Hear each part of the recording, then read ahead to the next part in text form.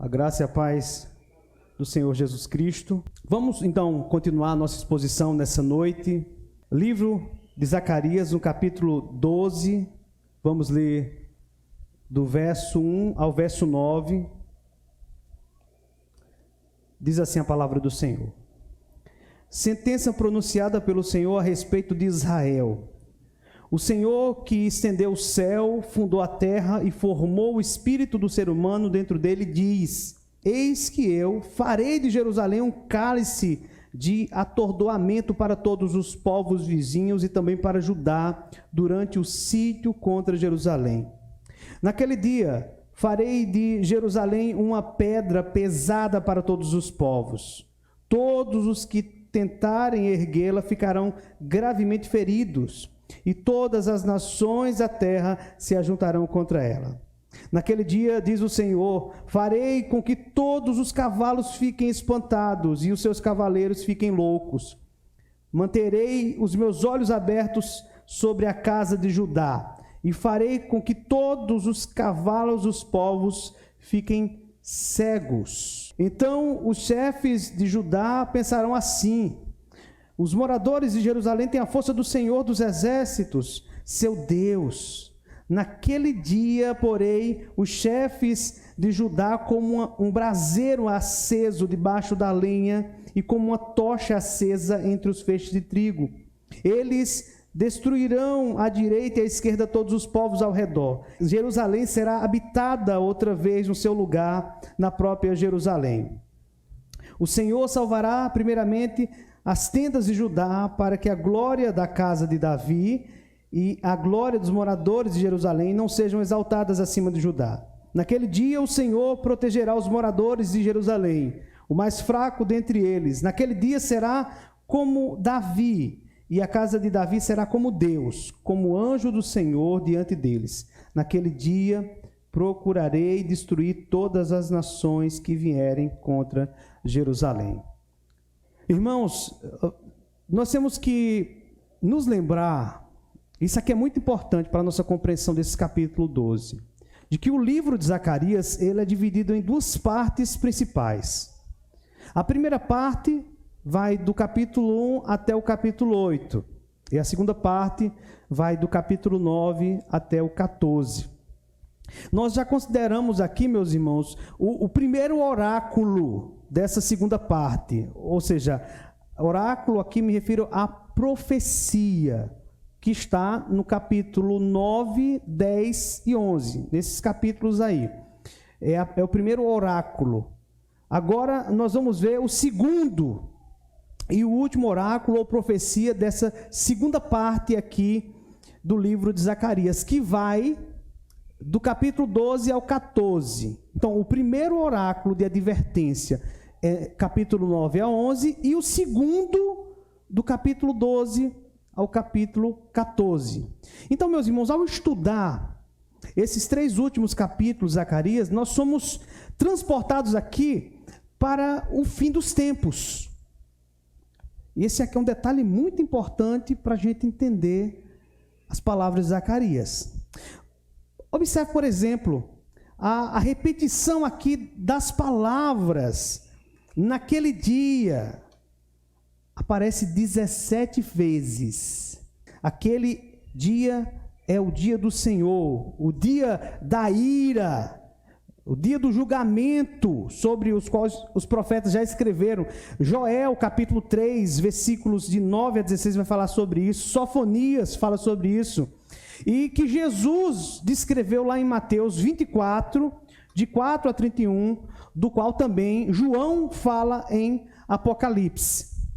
Então, meus irmãos, embora o Novo Testamento quase sempre esteja se referindo aqui à vinda de Jesus Cristo, a expressão naquele dia está se referindo também às visitações de Deus que estão registradas em cada momento que Deus trouxe juízo ou livramento. Deus visitou seu povo disciplinando, Deus visitou o seu povo livrando-os. Então, tenha sempre isso em mente. O dia do Senhor também está relacionado a esses momentos das visitações de Deus, registradas nas Escrituras. Sempre são manifestações de poder, de santidade e de graça. Então, meus irmãos, o texto que nós vamos expor agora, ele trata da vitória de Deus sobre os inimigos do seu povo, ok? Então, esse texto, ele trata da vitória de Deus sobre os inimigos do seu povo. E esse acontecimento aqui, meus irmãos, ele não se encaixa em nenhum evento do passado. Zacarias não está falando aqui de um evento no passado, ou nos dias dele. Trata-se, meus irmãos, de uma profecia que nos leva para um futuro cumprimento. Trata-se aqui, portanto, de uma profecia que mostra, meus irmãos, algo que vai acontecer com a igreja. Com a igreja. Veja só, os capítulos 12 e 13, eles vão formar uma unidade, no qual nós vamos aprender, meus irmãos, como Deus vai empregar aqui o seu povo para confundir as nações. Deus vai usar a igreja para confundir as nações. Deus vai dar uma força extraordinária a essa igreja. Deus também vai levar o seu povo ao arrependimento e finalmente vai purificar o seu povo do pecado.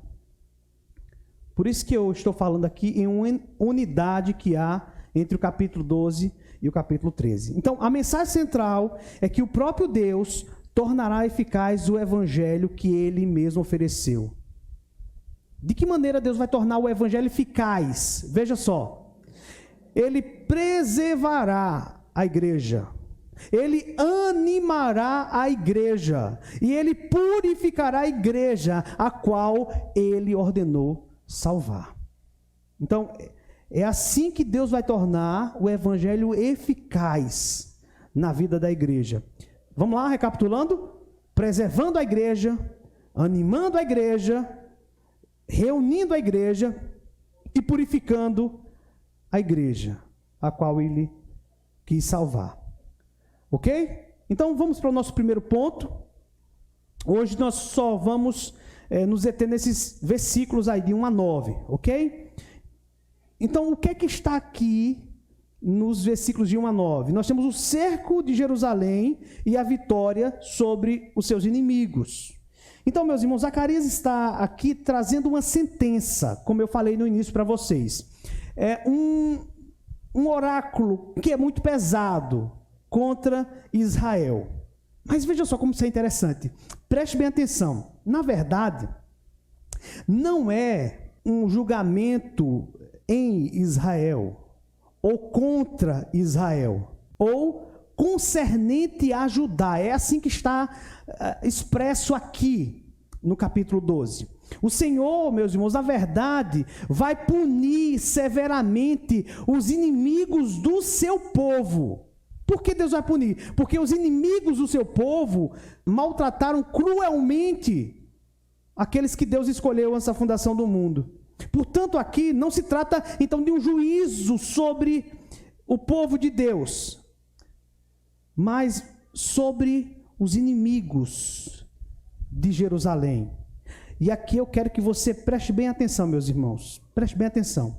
Olha só, eu vou colocar aqui para você entender bem isso, ok?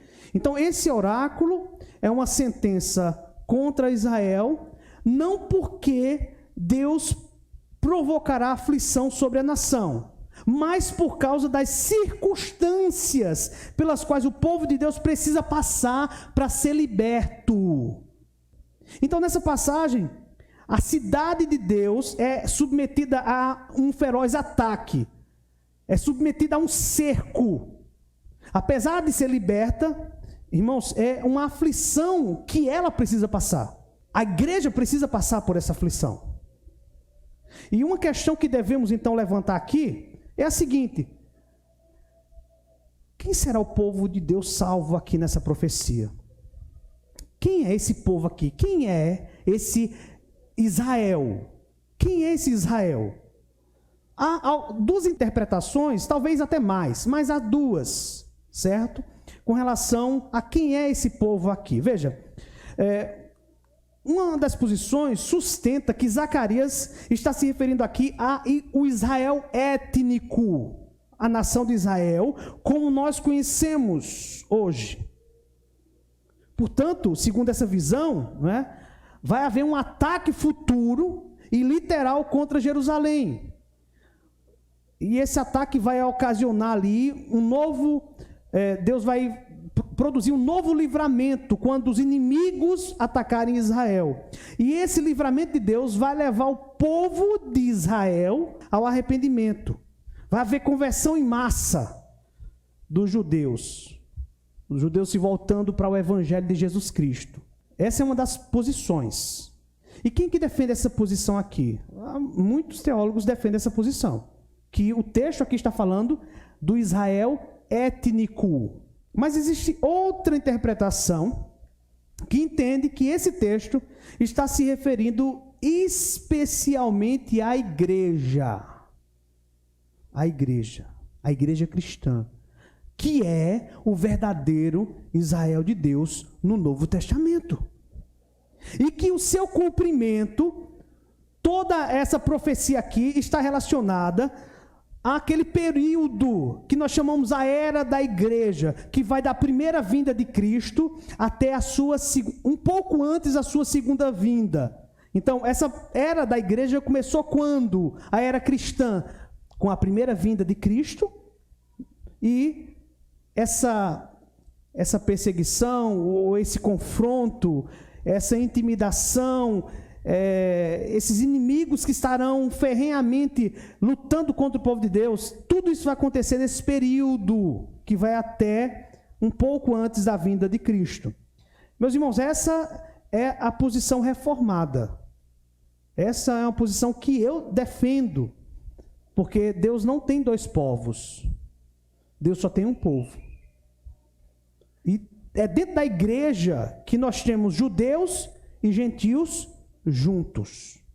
Havia um muro de separação, mas a cruz de Cristo derrubou esse muro de separação. Agora, judeus, brasileiros, americanos, japoneses, todas as etnias, todos os povos, tribos e nações estão reunidas aonde? Na igreja. Então, meus irmãos, as reivindicações feitas aqui para o futuro de Jerusalém têm seu cumprimento final na igreja. Então, Zacarias está falando de algo que acontecerá com a igreja. Então, esse oráculo também, meus irmãos, revela que os inimigos do povo de Deus são também inimigos de Deus, claro. Aqueles que tocam no povo de Deus, eles vão sofrer, vão pagar caro, porque estão, na verdade, afrontando o próprio Deus. Meus irmãos, quando os povos ao redor de Jerusalém cercaram a cidade do grande rei, o Senhor mesmo sairá em sua defesa.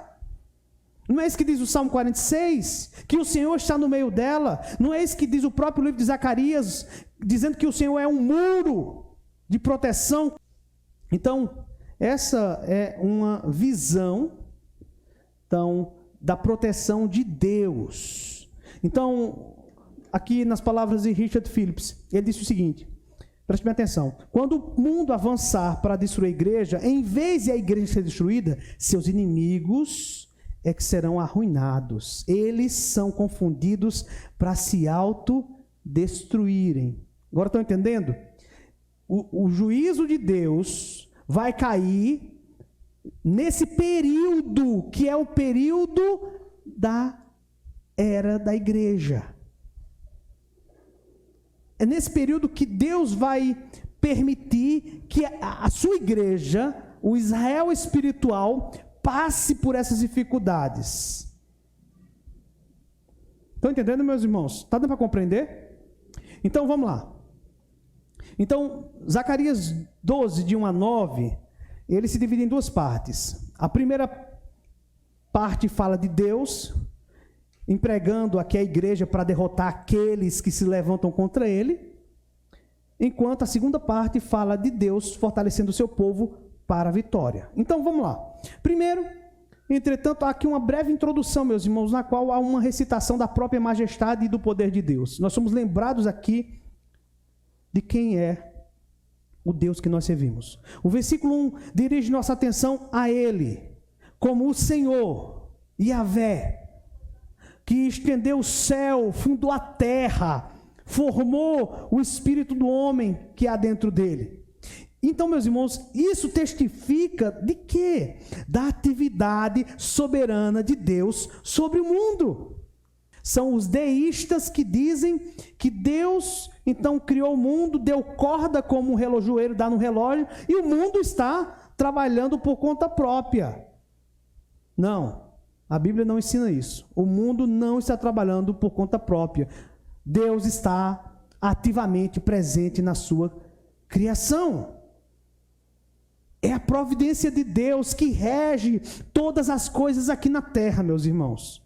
Então, uma vez que os versículos seguintes parecem, irmãos, inacreditáveis, principalmente em época de fraqueza, em época de perigo para a igreja, nós somos aqui lembrados pela primeira vez de que Deus é quem faz tais asseverações, porque Ele é o Deus Todo-Poderoso, é o Deus da criação, é o Deus de toda a providência.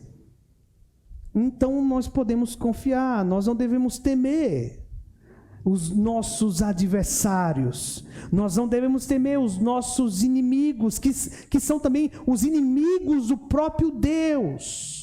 É esse Deus que nós servimos aqui, meus irmãos, que capacitará a sua igreja diante dos obstáculos. E aqui eu quero destacar 4 pontos. Veja só. Primeiro, Deus transforma Jerusalém em fonte de juízo para os seus inimigos. Versículo 2. Diz assim: eis que eu, é Yahvé que está falando, eis que eu farei de Jerusalém um cálice de tontear para todos os povos em redor, e também para Judá, durante o sítio contra Jerusalém. Então, os inimigos, eles cercarão Jerusalém para devorar a cidade. E mais uma vez eu lembro para vocês, isso aqui é uma profecia relacionada à igreja. Então, toda vez que você vê o nome Jerusalém, Israel é com relação à igreja. Então, os inimigos vão cercar Jerusalém para devorar a cidade do Senhor, como alguém que se aproxima de um copo de vinho para bebê-lo. Deus, porém, o que vai fazer? Deus vai transformar seu povo em uma fonte de juízo para os seus adversários. Eles beberão para a sua própria ruína. O texto diz que quando os inimigos se aproximarem de Israel para fazer isso, eles ficarão zonzos, ficarão bêbados, trôpegos, vulneráveis. Então, o cálice aqui, irmãos, é símbolo bem conhecido para representar a ira de Deus. E significa que o inimigo sofrerá um golpe que o fará cambalear como um bêbado. Observe a cena. Quero citar aqui as palavras de um teólogo. Ele vai narrar a cena da seguinte maneira, meus irmãos. Ele diz assim: uma enorme vasilha de vinho, vários homens representantes da Síria, Amon, Moabe, Edom, Filístia e Fenícia, reunidos em torno da vasilha e colocando os seus lábios na borda dessa vasilha. Eles estão sedentos para engolir Israel, mas, estranho dizer, um após o outro se retira, dá uma volta e eles começam a cambalear como um bêbado, pois Deus fez isso para ser um cálice de embriaguez. Eles se tornam impotentes pelo vinho da ira de Deus e cambaleiam como bêbados, tolos. A cidade de Deus vai permanecer invencível. Enquanto os inimigos estão bêbados, embriagados, enfraquecidos, a igreja está forte. A igreja está forte. Veja como é interessante isso. Os inimigos se aproximam de Israel, da igreja, para solvê-la. Mas, na verdade, quando os inimigos pensam que estão devorando a igreja, eles estão bebendo da ira de Deus. Estão sendo enfraquecidos. Isso nos leva ao nosso segundo ponto. Deus transforma Jerusalém, então, agora num instrumento pesado para ferir e esmagar seus inimigos. Versículo 3: naquele dia farei de Jerusalém uma pedra pesada para todos os povos. Todos os que a erguerem se ferirão gravemente, e contra ela se ajuntarão todas as nações. Irmãos, o desbaratamento do inimigo será tão grande que Zacarias passa a indicá-lo agora por meio de outra figura. A primeira figura é uma figura de bêbados, de pessoas, não é, que quiseram solver a igreja, quiseram ali de maneira enfurecida ir contra a igreja, mas na verdade eles começaram a beber da ira de Deus. E agora nós temos uma segunda figura que Zacarias usa para mostrar o juízo de Deus sobre os inimigos. Deus fará de Jerusalém uma pedra pesada, que ferirá gravemente todos aqueles que tentarem erguê-la. Eles vão querer mexer em Jerusalém, eles vão tentar mover essa pedra muito pesada que é a igreja. E o que vai acontecer, meus irmãos? Eles vão se ferir. Eles serão feridos por essa pedra. Eles serão esmagados por essa pedra. É isso que o texto está nos dizendo aqui. Ele então usa a expressão naquele dia. Naquele dia. É uma descrição daqueles dias, tempos, quando Deus vai prevalecer contra os inimigos do seu povo. E naquele momento, o Senhor Jesus, ele retornará em glória e colocará todos os inimigos debaixo dos seus pés. Terceiro, Deus confunde os inimigos para eles se destruírem mutuamente. Versículo 4: naquele dia, diz o Senhor, ferirei de espanto a todos os cavalos e de loucura os que os montam. Sobre a casa de Judá abrirei os olhos e ferirei de cegueira a todos os cavalos dos povos. Cavalos cegos e cavaleiros aqui loucos, irmãos, não são uma ameaça para o povo de Deus, mas uma ameaça para quem? Para eles mesmos. Em vez deles lograrem êxito contra o povo de Deus, meus irmãos, eles destroem a si mesmos. Enquanto os olhos do Senhor se voltarão para a igreja, para Jerusalém, com grande compaixão, os inimigos de Israel, eles vão lutar contra eles mesmos. O que os homens achavam que lhes traria vitória, né, por sua cólera contra o Senhor, se voltou contra eles. Ele faz com que os ídolos que fabricaram, que esses povos fabricaram, e aos quais adoram, se tornem uma maldição, se tornem uma ameaça contra eles mesmos. E aqui, meus irmãos, nós temos uma aplicação. E a aplicação desse texto é óbvia, a saber que Deus, ele continuamente atenta para a situação do seu povo, para a defesa do seu povo. Deus diz no versículo 4, sobre a casa de Judá, abrirei os olhos. Você lembra do capítulo 2? O anjo falou ali em termos parecidos, observando a ligação bondosa e íntima de Deus com seu povo. No capítulo 2, versículo 8, diz, aquele que toca em vós, toca na menina do seu olho. Eu abrirei os meus olhos para com Judá. O Salmo 46 acertadamente diz a todo o povo do Senhor em aflição, Deus é o nosso refúgio e fortaleza, socorro bem presente nas tribulações. Quarto ponto, Deus torna forte o seu povo fraco e torna fracos os inimigos fortes. Versículos de 5 a 9. Veja, meus irmãos, Deus tem duas maneiras de promover vitória. De um lado, ele supera os inimigos e priva-os de sua força. Deus tira a força dos seus inimigos. de outro. Ele fortalece, meus irmãos, e fortifica quem? O seu povo, para que o seu povo resista aos inimigos e conquiste os seus inimigos. Então, meus irmãos, fica claro que a fonte da força e da vitória para Judá e para a igreja é o Senhor dos exércitos. Como escreveu Martinho Lutero, na época da Reforma, aquele cântico baseado no Salmo 46. O título do cântico é Castelo Forte é o nosso Deus. O povo de Deus é fortalecido com o próprio poder de Deus. Veja aí o versículo 5 diz: então os chefes de Judá pensaram assim: os habitantes de Jerusalém têm a força do Senhor dos exércitos, seu Deus. O povo de Deus enfrenta os adversários não com sua própria força, mas com a força do onipotente Deus. É o braço estendido de Deus que dá vitória ao seu povo. A igreja não vence os inimigos na força do próprio braço, mas é pela força do Deus onipotente, meus irmãos. É por isso que Paulo diz que nós precisamos sermos fortalecidos no Senhor e na força do seu poder. Efésios 6, versículo 10. E nós sabemos que esse evangelho que nos alcançou é a força de Deus, é o poder de Deus.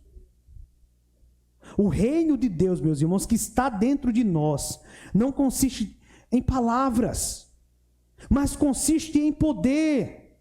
Não é isso que Paulo diz? Essa, meus irmãos, é a nossa força, que está baseada no Evangelho.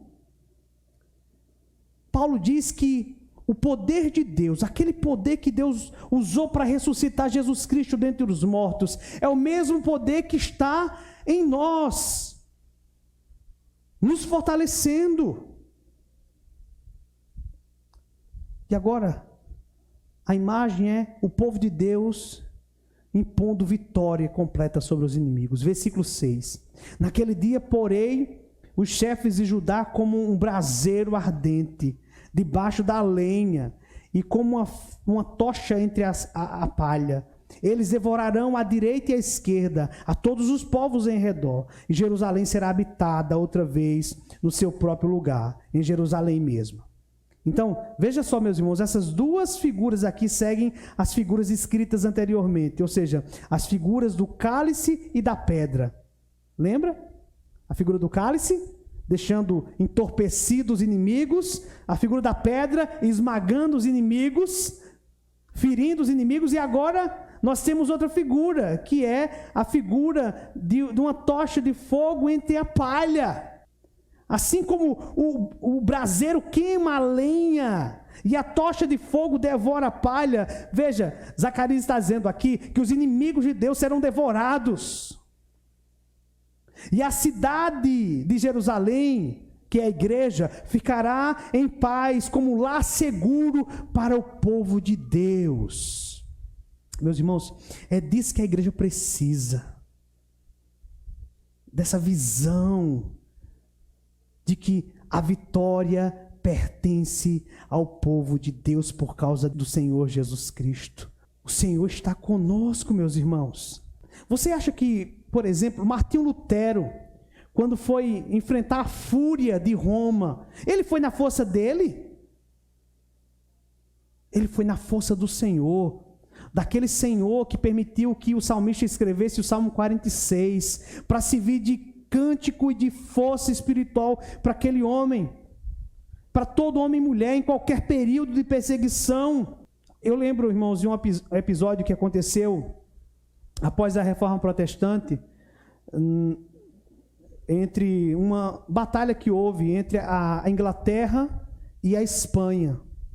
De um lado você tem uma Inglaterra protestante, e de outro lado você tem a Espanha católica, apostólica romana, não é? E você percebe que a batalha, essa grande batalha que houve ali, foi uma batalha espiritual, religiosa, porque, na verdade, a Espanha queria destruir, naquele momento, a Inglaterra, queria conquistar, queria fazer com que a Inglaterra voltasse ao catolicismo. E diz a história verdadeira, que quando aqueles navios estavam ali prontos para guerrear contra os navios da Inglaterra, um vento muito forte arrastou todos os navios à Espanha. E a Inglaterra venceu. Aí você pergunta, foi por acaso que veio um vento e arrastou todos os navios da Espanha? Não, foi o Senhor. Foi o Senhor. Foi o Senhor que soprou ali e arrastou todos aqueles navios.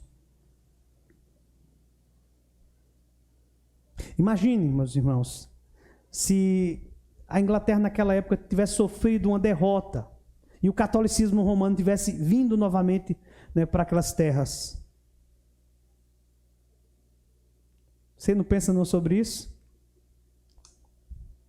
Talvez você não estivesse no lugar que você está hoje, como cristão protestante. Foi a partir, meus irmãos, dessa libertação, né, que o protestantismo ele cresceu. Daí surgiram homens que lutaram em prol do Evangelho. Em prol do Evangelho. Surgiram os puritanos. E daí esses homens foram aqueles grandes homens que Deus usou para grandes reavivamentos espirituais. Homens da palavra. Homens e mulheres de oração. Foi nesse período, meus irmãos, que a evangelização se expandiu por todo o mundo. Nós venceremos na força do Senhor. Deus salvará o seu povo em todos os lugares. É o que diz o versículo 7. O Senhor salvará primeiramente as tendas de Judá, para que a glória da casa de Davi e a glória dos habitantes de Jerusalém não sejam exaltadas acima de Judá. Então Deus começa a salvar o seu povo do interior para a cidade de Jerusalém. Aqueles que se sentiam menos protegidos eram alcançados primeiro pelo livramento divino. Então, meus irmãos, a fim de que todos reconheçam que o livramento é do Senhor, Ele intervém. Ele intervém primeiro a favor aqui das tendas de Judá. Interessante, perceba isso, as tendas de Judá contrastam com a capital. A capital que era bem fortificada, Jerusalém. Os distritos que ficavam distantes do país estariam ali mais expostos aos ataques, mas o Senhor não desampararia o seu povo. O Senhor diz que traria livramento para estes que se achavam indefesos. Deus fortalecerá o seu povo fraco com a força irresistível. Versículo 8. Naquele dia o Senhor protegerá os habitantes de Jerusalém, e o mais fraco dentre eles naquele dia será como Davi, e a casa de Davi será como Deus, como o anjo do Senhor diante deles. Veja, meus irmãos, os habitantes de Jerusalém se tornarão guerreiros. Até o mais débil, até o mais fraco entre o povo de Deus será capaz de realizar proezas em fé no nome do Senhor. É isso que nós temos aqui como promessa. A casa de Davi triunfará de tal forma contra seus inimigos que eles serão como o próprio anjo do Senhor. Isso aqui é uma referência, sabe a quem, meus irmãos? Aquele episódio lá do rei Ezequias, quando ele fica sabendo que Senaqueribe iria invadir Jerusalém e arrasar com ela, como fez com outras nações. E aí ele ora, e o Senhor então manda uma resposta por meio de Isaías. E Isaías diz a Ezequias que fique tranquilo. Ele venceria a batalha. E naquela mesma noite, Deus, a pessoa do anjo do Senhor, dizimou 185 mil assírios. É isso que Zacarias está dizendo. O povo de Deus vencerá na força do Senhor, como se fosse o anjo do Senhor. Não para por aí, versículo 9, diz que Deus vai dar cabo de todos os inimigos do seu povo. Naquele dia, procurarei destruir todas as nações que vierem contra Jerusalém. Meus irmãos, a vitória do povo de Deus vem do próprio Deus. Essas palavras de Zacarias nos ensinam, meus irmãos, que é Deus quem adestra as nossas mãos para a batalha. É Ele quem triunfa sobre os nossos inimigos. É Ele, somente Ele, que nos dá a vitória. Ele nos diz, e aqui Zacarias, falando, que nosso Deus, Ele é grandioso. E uma vez que o mundo tremerá diante dele, nós não devemos temer diante do mundo. Se Deus promete tudo isso aqui para o seu povo, por que que nós devemos temer? Não é o que Paulo diz lá em Romanos 8? Se Deus é por nós, quem será contra nós? Na verdade, meus irmãos, nós como igreja, como povo do Senhor, nós precisamos recuperar a visão da grandeza de Deus. Nós precisamos recuperar, meus irmãos, a visão do poder de Deus, da sua soberania absoluta, absoluta. Nós precisamos recuperar, meus irmãos, a visão da suficiência do nosso Deus para todas as nossas necessidades. Mas isso está em contraste, meus irmãos, com a visão que a igreja hoje tem do Senhor.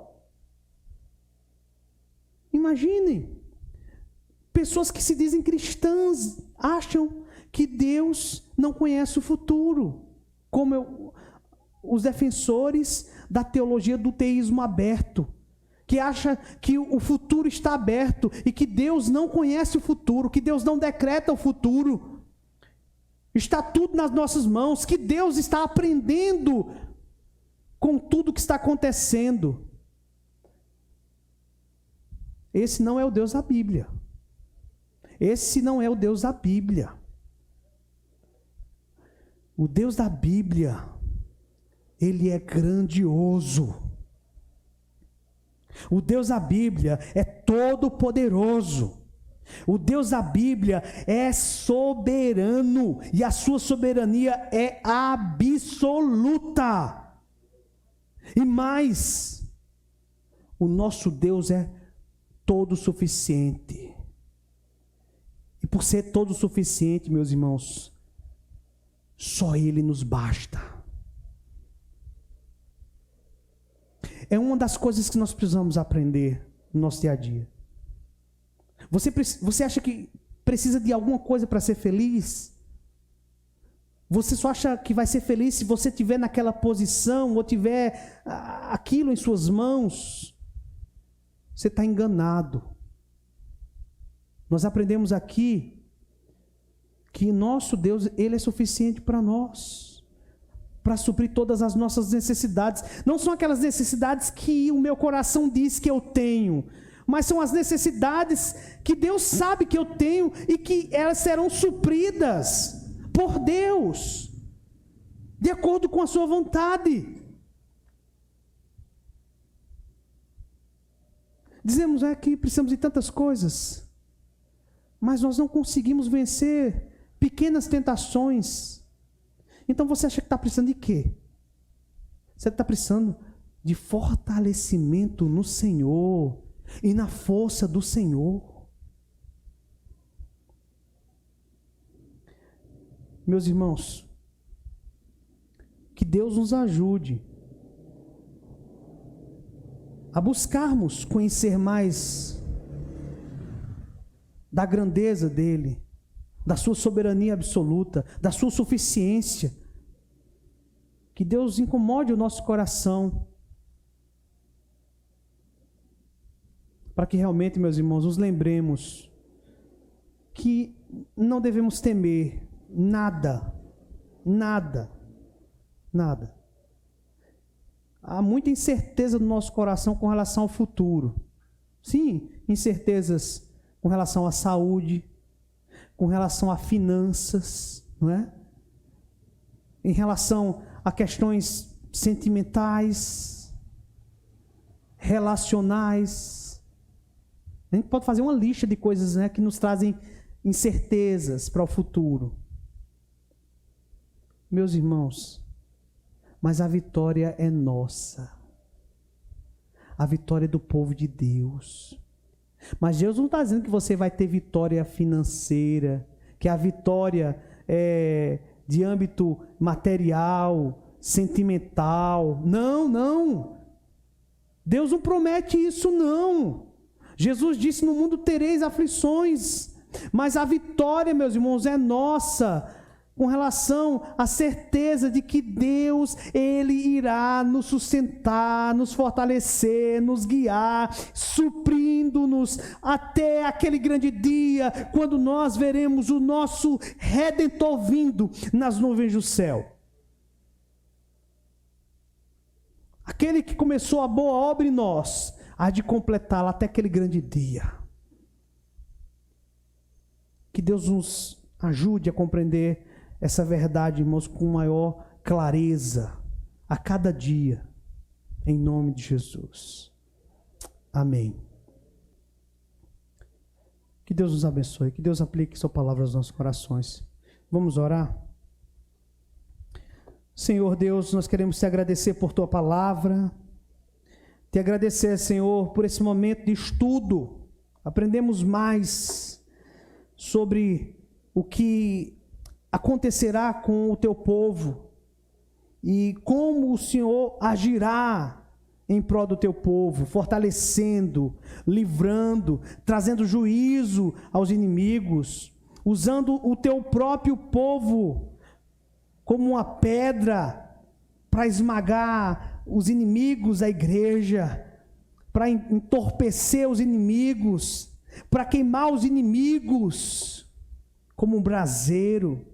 Ó Deus, nos fortalece, Senhor, nos fortalece em Ti, Pai.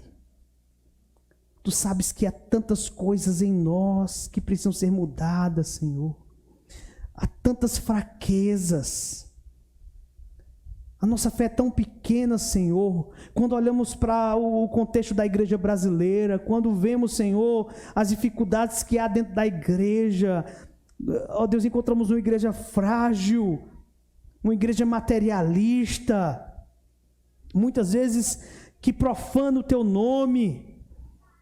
Ó Senhor Deus, fazemos parte dessa igreja e nos arrependemos por muitas vezes profanarmos o Teu nome, por deixarmos de confiar em Ti, por deixarmos, Senhor, de esperarmos em Ti e na força que vem do Senhor.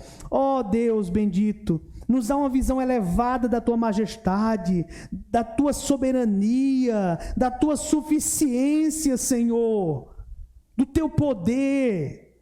Nos dá, Senhor, uma visão tal da Tua majestade, soberania, suficiência e poder, que isso venha afetar, Deus, a nossa maneira de viver.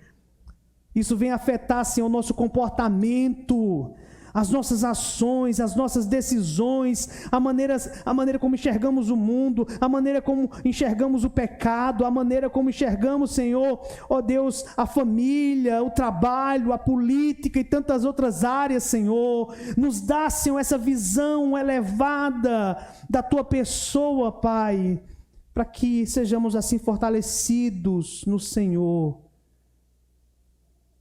Ó Senhor Deus, aplica ao nosso coração o que ouvimos essa noite. Em nome de Jesus. Amém.